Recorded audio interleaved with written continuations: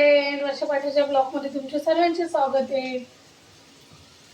कसे आहात तुम्ही? आय होप ठीकच असणार. आता मी कामावरून आली. खरंच गरमीने एवढा त्रास द्यायला घेतला ना, खूप म्हणजे खूप. आता भात लावला एकीकडे डाळ लावते. आणि तुम्हाला माहितीच आहे का, सर्व तिकडे अंबरनाथला गेलेले आम्ही तिघच आहे घरात. आता मी सकाळी एवढं काही बनवलं नव्हतं. तिला आता डाळ भात बनवते. आता कसं जा आम्ही तिघ जण जेवायला. आता डाळ भात झालाय. डाळाला फक्त फोडणी द्यायची आहे. डाळ वगैरे बनवून घेते आणि मग भेटते तुम्हाला. डाळ बनवायला घेतली आणि मिक्स डाळ बनवते. कारण की मग कसं बोली मिक्स डाळ बनवली ना चांगली असते ना. सवय पडली आहे मला आता मिक्स डाळ खायची. मग ते आता फोडणी दिली डाळीला. 8:45 वाजत आले. डाळ भातच केला, चपात्या नाही केल्या. कारण की आता आम्ही तिघंच आहे. बोलले तिघांना डाळ भात होऊन जाईल. सकाळी मी एवढं काही बनवलंच नव्हतं म्हणून, कारण की बिर्याणी वगैरे होती दादांसाठी. तर मग काही बनवलंच नाही. मला बोलतात मला चपाती भाजी खायची इच्छा नाही आहे.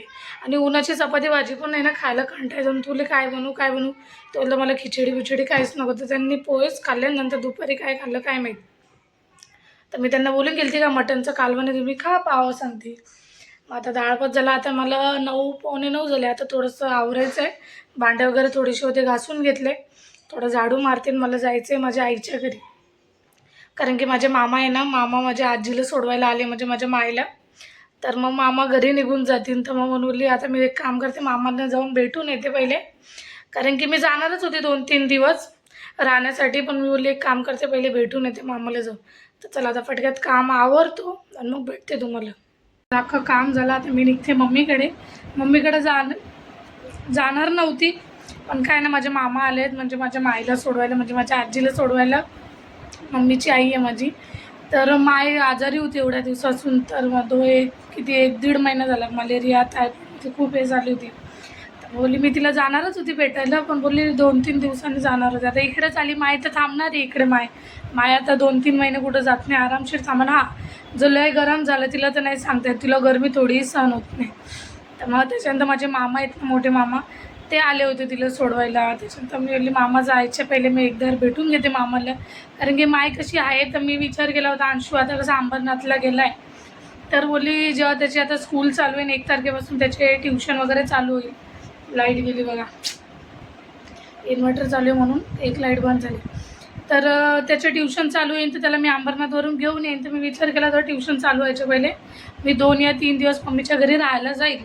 तर मग बोलली आता जाऊ दे मामा जा. कारण की मामा निघून जातील. माझ्या मामांनी आमचे खूप लाड केलेत. खरं सांगते खूप. लहानपणी माझा मामा मिलिटरी मॅन आहे. मी तुम्हाला माझ्या मामाशी पण भेटून आता जाईल.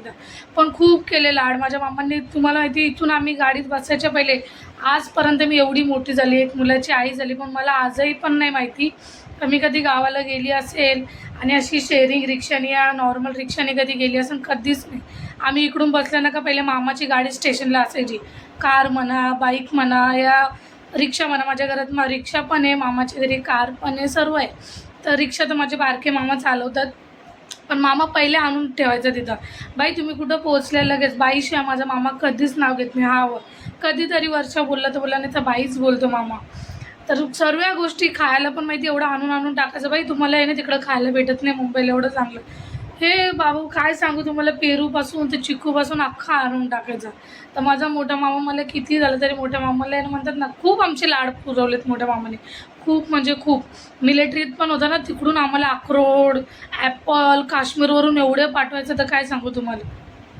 तर बोलली आता मामा घरी जायच्या पहिले एकदा भेटून येते. तर माझं आता काम वगैरे अख्खं झालं. तर बोलली मग आता मी बघा फक्त नॉर्मल टी-शर्ट वगैरे घातलं, एवढं काही नाही केले तयारी एवढी. तर बोलली जाऊन भेटून येते. आता वाजले 9:15 झालेत. त्यांना फोन केला की मला गाडी द्या थोडा टाईम. बोलली मी जाऊन येते. तर नॉर्मल टी-शर्ट वगैरे घातलं आहे. आता मी निघते आणि जाऊन मग तुम्हाला मम्मीच्या इकडे भेटते. स्वयंपाक वगैरे झाला आहे. तर बघू बघा टी-शर्ट वगैरे घातलं नॉर्मल, एवढं काही नाही. चला जाऊन तुम्हाला तिकडे भेटते. घरी आली आणि बघितलं ही बकवास पण येऊन इथं झोपली आहे. मला माहितीच नाही आली आहे. माडी उठ. अंशू गेलाय उठत सई. पोऱ्या गेलाय अंबरनाथला. आणि बघितलं माझ्या भावाला माझी किती काळजी. मी येणार आहे माहिती आहे. तर तो चिकन बनवायला घेतलं त्याने. किचन मध्ये मसाला काढतोय. मामा नाही दिसला. मामालाच भेटायला आली मी. माझी माय बघा आजारी माय कशी झोपली आहे. उठ बोलले तर बोलते मी नाही उठत, माझी तब्येत लय खराब झाली आहे बोलते. आणि माझा भाऊ बघा तिकडं किचन मध्ये मसाला वगैरे काढतोय, चिकन बनवतोय. आणि मी आली नाही ती कुठून येते बरोबर टपकून पडते ही. हा 11,000 रुपये लावले. चला आता मी माझ्या माडीशी थोडी गप्पा मारते मग भेटते तुम्हाला. माझी बहीण कॉस्मॅटिक मध्ये कामाला आहे. मी तर पहिली बात तर चेहऱ्याला एवढं काही लावतही नाही.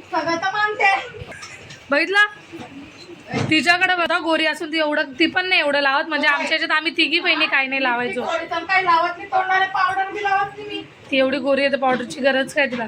आमच्या म्हणजे आम्ही 3 बहिणी 1 भाऊ होतो. त्याच्यामध्ये माझी 1 बहीण एक्सपायर झाली. फक्त मी माझा भाऊ थोडीशी काळी आहे. हे दोघीलाही गोऱ्या होत्या. तर अख्खा सामान ठेवते. एवढे सनस्क्रीन भरून भरून पडले तिच्या बॅगेत. तरी बोलते हे नको. आणि लिपस्टिक तर तिच्या हजार आल्याचं पण मला आवडत नाही. ती अख्खी न्यूड कलर घेते. मला सूट पण नाही होत. बघितलं याशी बाई खाण्यापुरती. भाऊ बिचारा माझा बघितलं राबतोय किचन मध्ये. काका बनवतोय मम्मी. माझी आई बघा गावावरून कशी होऊन आली. बघितलं कशी होऊन आली बोलले तर बोलते शुगर आहे बाई. आणि ती माय तर बघा माय तर माझी उठत सुद्धा नाही. मायला बोलली उठ माडी. माय म्हणते नाही हो माय लय कंबर दुखी राहिलं मी लय आजारी पडी जायला. बाहेर मागून बघ ना कोणाला. ही इकडे आली ना आणि त्याला भिका मागत राहत्या. मला काय माहिती. मी नाही तर मी व्हिडिओ काढून दिला असता त्या दिवशी. तुला ते का पाहिजे. तिची मशीन आहे ती विकायची आहे तिला आता. म्हणून ती बोर्ड शोधते का तिचा व्हिडिओ काढायसाठी. चला इथं सर्व बघ होऊ द्या मग भेटते तुम्हाला. तर काय बनवतोय चिकन बनवतो. हो आमच्यासाठी पण बनवतोय ना. इथलं डायरेक्ट नाही बोलतो कारण की तो भाजी खूप छान बनवतो. म्हणून कधी कोणी आलं ना तर त्यालाच सांगतो आम्ही. तो स्वतः आता मामा आलेत. मामा काय माहित बाहेर गेले. मामाला भेटायला आली मम्मी मी. कुठं आहे मामा. माझ्या आईने आता गावावरून काय काय आणलंय ती आम्हाला दाखवते. एक तुला एक मला. आणि ही बघितली ही भिकारी पहिले लाईनीत उभी असते नेहमी. बघते काय आणलंय. हे बघा ही माझी माडी हायकर वर आहे तोंडकर. पोऱ्या गेल्या अंबरनाथला. तू हायकर. माझ्या आजीला दिसत नाही. मायला म्हणजे माझ्या मम्मीची आई आहे. हे माझे मामा आहे मिलिटरी मध्ये होते. आणि माझे मायला आहे ना दोघी डोळ्यांनी दिसत नाही. आता किती 16-17 वर्ष झाले तिला दोघी डोळ्यांनी दिसत नाही. पण गावाला कसं तिचं घर आहे तर तिचं सर्व म्हणतात ना ते डोक्यामध्ये बरोबर बसलेलं आहे. काय करायचं इकडे आलं ना का फक्त तिचं ही सेटी ती सेटी तिला दाखवावं लागते. तर आता ती चालली गावाला. ती म्हणते मला बा तुमच्या इथलं गरम आहे मी राहत नाही. मी डबल मामाला सांगते चल मला घेऊन ना जेव्हा पाऊस पडेल तुमच्या इथे थंड होईल तेव्हा डबल घेऊन ये. माडी कशाला चालली डबल. आणि माझ्या मायची तुम्हाला माहिती आहे का ही लाल आहे. डोकं दुखला तर कपडा मार. किती जुनी आहे तिची. काही झालं तरी डोक्याला पट्टी मारते कपडा मारून बांधून बसून घेते. माझ्या बहिणीने आईस्क्रीम आणलाय सर्वांसाठी. तो म्हणतो मला जेली नाही आवडत माहिती. हा नशीब माझ्या बहिणीला काहीतरी माझ्याबद्दल माहिती. भाऊला नाही आणली. नाही बोला का. माझा भाऊ काहीच खात नाही ना बाहेरची वस्तू. त्याला घरचंच लागतं. काय माहित त्याला काय होतं बाहेरचं खाल्लं. हा माडी घेतली माडी मी. माझी माय बघा कशी खाय राहिली आईस्क्रीम. चला आता आईस्क्रीम खातो. भाऊ तुझी भाऊ एक घास घेतो का. माझा भाऊ बाहेरचं खात नाही कारण की त्याला आहे ना डायजेस्टला खूप त्रास होतो.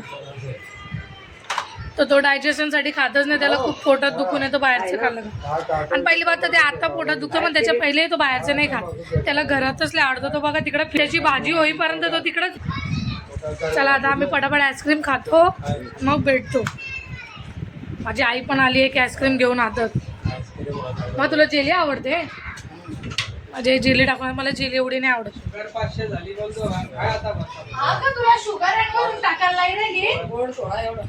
लाखे चाके एक आईस्क्रीम नाही खाल बसले तर माझा भाऊ माझी बहीण माझा मामा.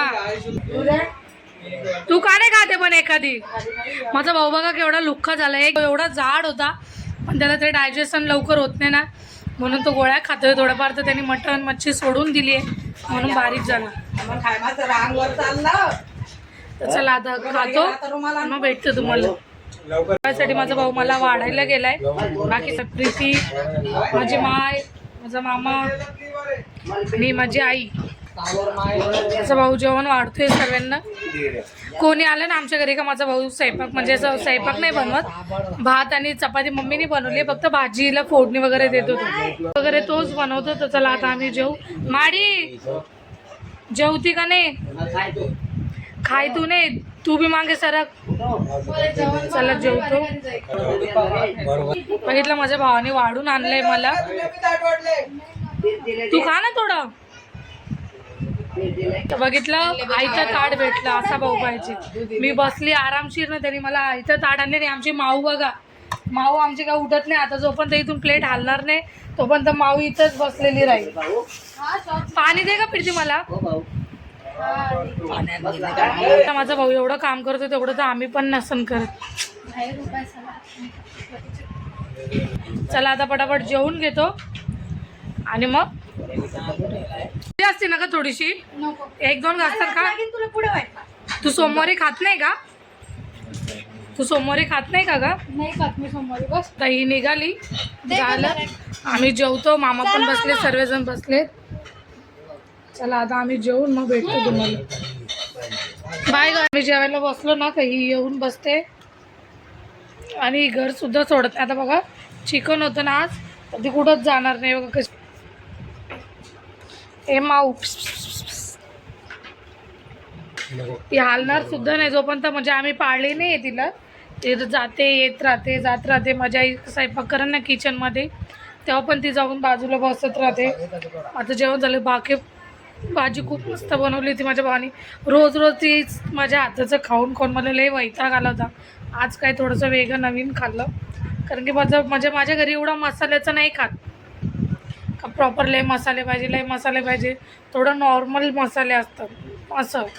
ते एवढं सर्व खोबरे बिबरं लावून नाही बनत. मम्मी सुकं खोबरं लावते, भाऊ तर माझं काहीच लावत नाही सुकं खोबरं. त्यांचं ते आता माऊचं जेवण होईल. मग आता मी यांचं जेवण झालं का निघेन थोड्या टायमाने. तो ज्या दिवशी चिकन बनवतात त्याच दिवशी येतात बोलतात. आणि आमचा अंदाधुंदी ठरला यायचा. मी बोलली माझे मामा निघून जातील म्हणून मी येते. आणि त्याच्यातच माझी बारकी बहीण आहे ती पण आली. ती पण बोलते जाऊ दे मी पण जाऊन येते. पण तिचं काही काम होतं, तिची मशीन होती. ती मशीन तिला हे व्हिडिओ वगैरे घ्यायची होतं म्हणून ती आली. आता चला वाजलं किती वाजलं तुमच्या घड्याळमध्ये? 11:15 दाखवतो, म्हणजे 11 वाजले असते. आता 11 वाजले. मी पण निघते. थोडंसं तेल लावून घेते मम्मीकडून डोक्याला. आली येतं इथलं माझा मामा. तुझं नवरा नाही आलं का तुला घ्यायला? मी गाडी घेऊन आली. तिला थोडंफार आहे ना आता आजारी पडली ना, तर ऐकायला पण हे होतं. जोरात बोलल्यावर ऐकायला येतं तिला.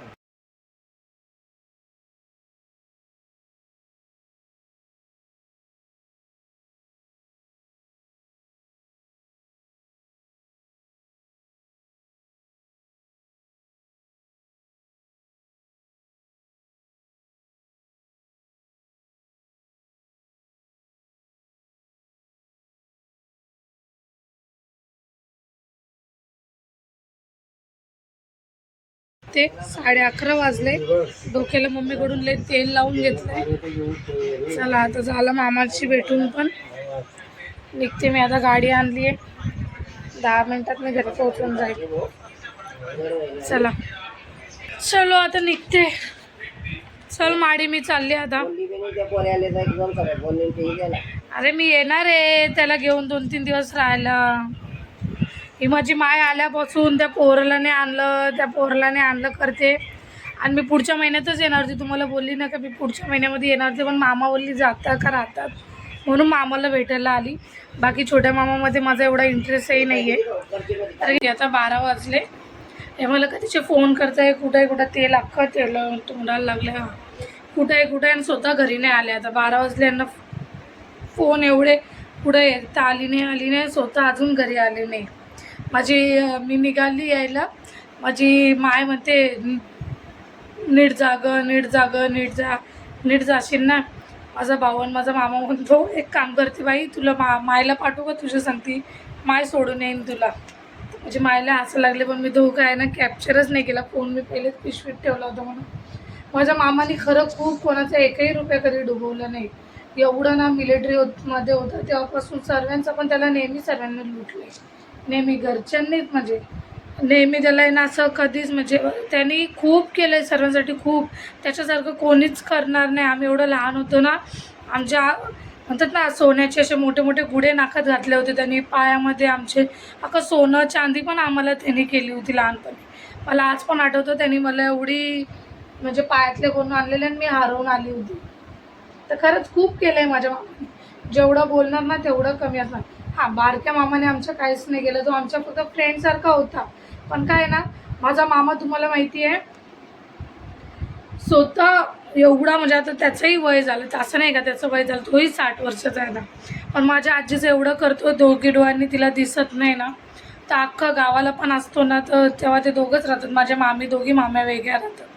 आणि जी मोठ्या मामाची बायको आहे, म्हणजे जी मामी आहे ना, मोठी मामी, ती त्यांच्या पप्पांना सांभाळते. तर ती आमच्या इकडे नाही राहत, म्हणजे मामा माईला सांभाळताना ती तिच्या पप्पांना सांभाळते असं आहे.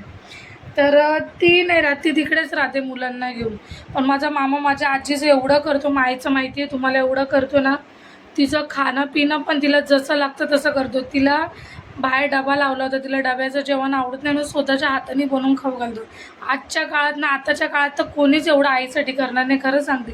तिला आंघोळीला पण जाईल ना, तर तुला एवढं गरम पाणी लागतं का, याच्यावर थोडं गरम लागतं ना, तर ते पण बाजूला काढून एवढं करतो. कारण की माझ्या माईला दोघी डोळ्यांनी दिसत नाही.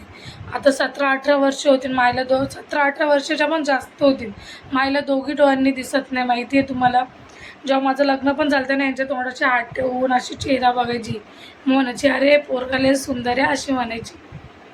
तर माझा मामा खूप करतो, खूप म्हणजे खूप. मध्ये त्याला कोणी थोडं पण बोललं ना, मग मला राग येऊन जातो. कारण की का, त्याने खूप सर्वांसाठी केलं आणि सर्वजण त्याला आखली शिकवतात ना, मलाही राग येतात. मला निघताना म्हणतो बाई तुला सोडवायला येऊ का, तुला मायला पाठवू का सोडवायला. बोलले मामा मी नेहमी जाते, 11-11:30 माझ्यासाठी मोठी गोष्ट नाही आहे बोलली, काय एवढं मीला जाते बोलले. आणि मी अशी पण गेली की 9-9:15ला तुम्ही घरातून निघाल. तर बोलले मामा मी जाते, एवढं काय नाही. तर म्हणतो हा बाई, बोलतो ठीक आहे जा, बोलतो चला आता यांची वाट बघते. तर मम्मीने मस्त तेल लावले, मस्त गार झोप लागून जाईल माहिती. ते पण माझी आई लावत नव्हती. माझी आई बोलते जाऊ दे आता. माझा भाऊ तिला म्हणत होता मम्मी नको एवढ्या रात्री लावू नको तिला, जाऊ दे नको लावू असं म्हणत होता. माझी माय माझा मामा म्हणतो बाई दे ना तिला लावून, भेटेल दे बाई, दे ना तिला लावून, असं करत होता माझ्या मम्मीला.